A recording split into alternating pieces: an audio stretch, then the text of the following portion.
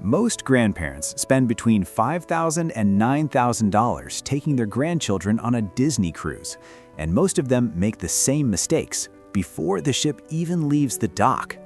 I'm going to show you exactly what those mistakes are, and I'm going to tell you the one thing about the Disney Magic, this 27-year-old ship, that nobody at Disney will ever put in a brochure.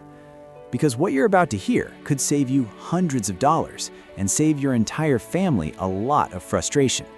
Let's start with number 1, and this one surprises almost everyone. When people hear that the Disney Magic was built in 1998, 27 years ago, their first reaction is always the same. Why would I pay top dollar for an old ship? That is the wrong question, because here is what that age actually means for you. When Disney built this ship, Royal Caribbean had already been in the cruise business for 30 years. Every major line was building bigger, 6,000 passengers, 7,000. Disney did the opposite.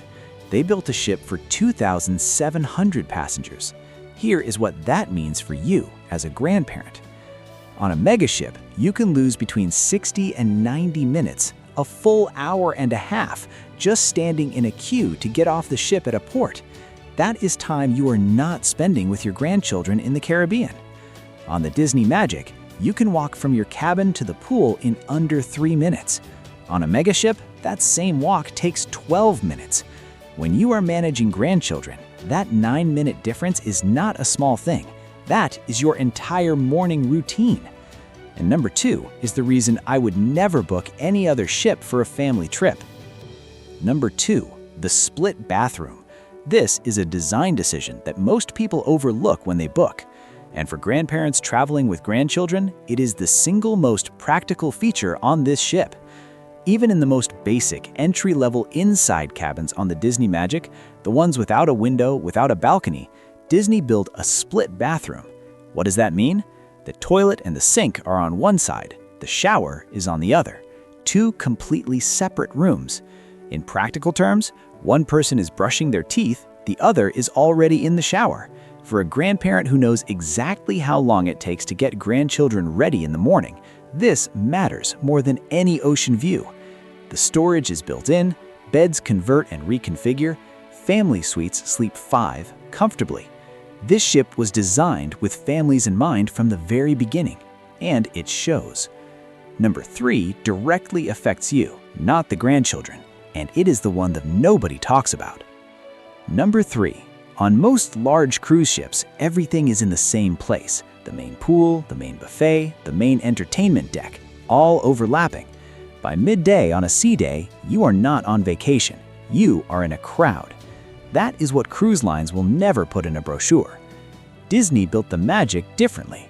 They call it flow architecture. The children's splash zones are completely separate from the adult pool. Dining options are spread across the ship, not concentrated in one single buffet hall. The result? No single area becomes overwhelming. For a grandparent with any mobility concern, even a minor one, this matters significantly. If you want to know how to save money, subscribe to my channel. You are not fighting through 2,000 passengers to find a seat. You are not navigating a crowd to bring your grandchild a plate of food. The ship breathes. It was designed to manage human flow. And at 65 or 70 years old, that is not a luxury. That is a necessity. Number 4 is the reason your grandchildren will talk about this trip for the rest of their lives.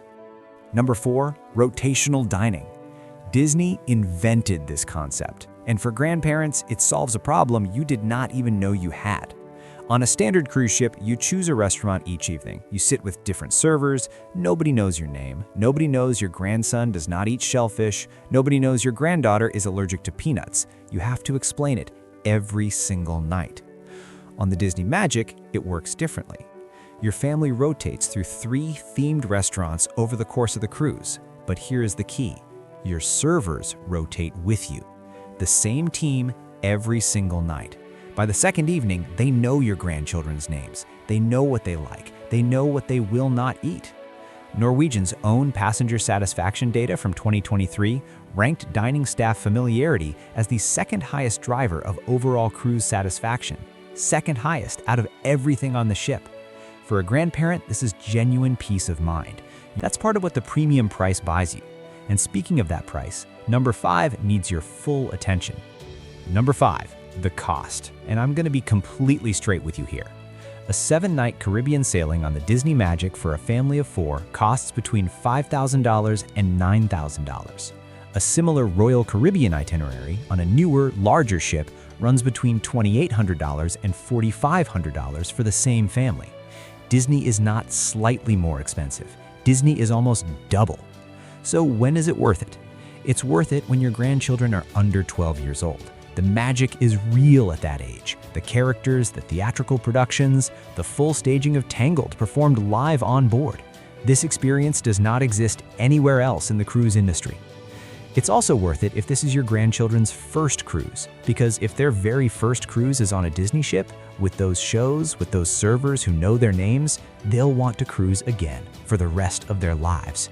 You're not just buying a vacation, you're creating a memory and a habit. But there's a hidden cost trap inside that number, and it's the one that catches most grandparents completely off guard.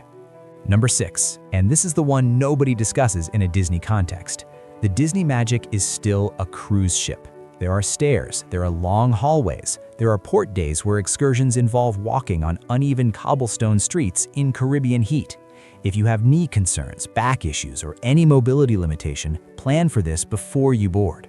The ship has elevators and they work well, but on port mornings when half the ship disembarks at the same time, those elevators will be busy.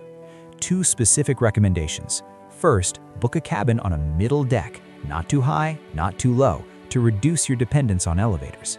Second, when choosing excursions, filter specifically for low activity or wheelchair accessible.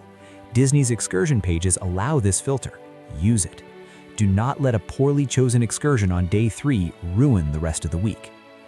Number 7, the traps.